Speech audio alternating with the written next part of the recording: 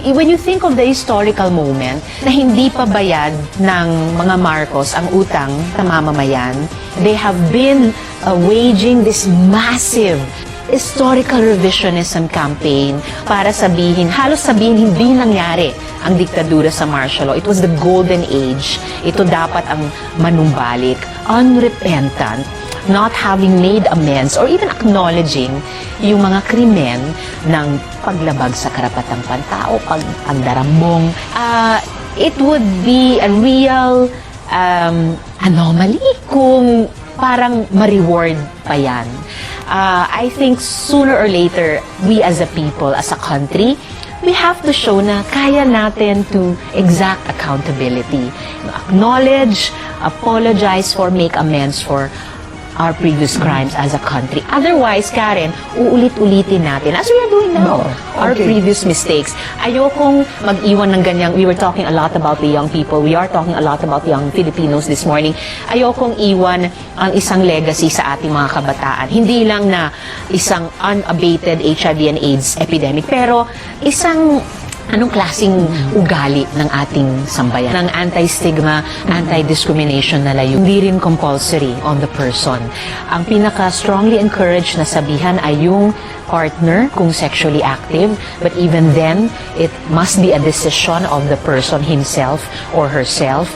And to prevent discrimination in terms of education or health, employment, access to other government services. Kumbaga, hindi i-out yung tao na HIV positive. Pero highly encourage siya at susuportahan siya nung health programs that come into play under this. Mga kabataan na hindi pa nga nila inaamin sa mga magulang nila kung sexually active na sila or kung kunyari, kung LGBT din sila, no? So mga usapin ng sex and sexuality, they may not be talking about it already with their parents in our families. Pero kung sexually active sila at kung tingin nila maaring vulnerable sila sa HIV, then it is life-saving, Karen, na meron silang karapatan, meron silang access dyan sa early HIV testing. Kung walang parental consent, yung intervention of a social worker or a health worker to enable them to get the test, to be diagnosed, if diagnosed, to have the early life-saving treatment. Sa mga there are any number of DOH and NGO service providers where the HIV test is either free. Schools are priority areas for the education of our young people on sexuality, reproductive health in general, pati kung paano natin maiiwasan o magagamot ang HIV. But the test itself would be administered in the health centers of DOH or sa mga NGO. Well, lagi yung usapin ng privacy and confidentiality, isa pa rin yun sa mga prinsipyo na ina-uphold dito sa HIV. Yun yung pinaka-highly ina-encourage.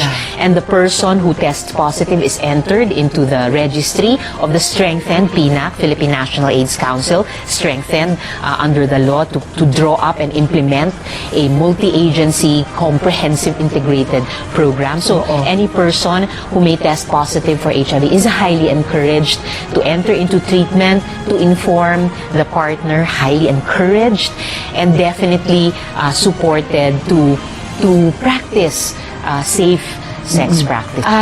You will note, Karen, na dahil very positively framed that i-implement yung HIV and AIDS law, the penalties are simply for what are already prescribed under the law in our labor code or our revised penal code. So it does not prescribe many more additional penalties. Mas dun siya sa side na proactive, preventive, and encouraging, not just to the persons who may be diagnosed with HIV, but to society at large in different settings. So sa workplace, sa educational system, sa family, sa mga tahanan natin, and in our health system.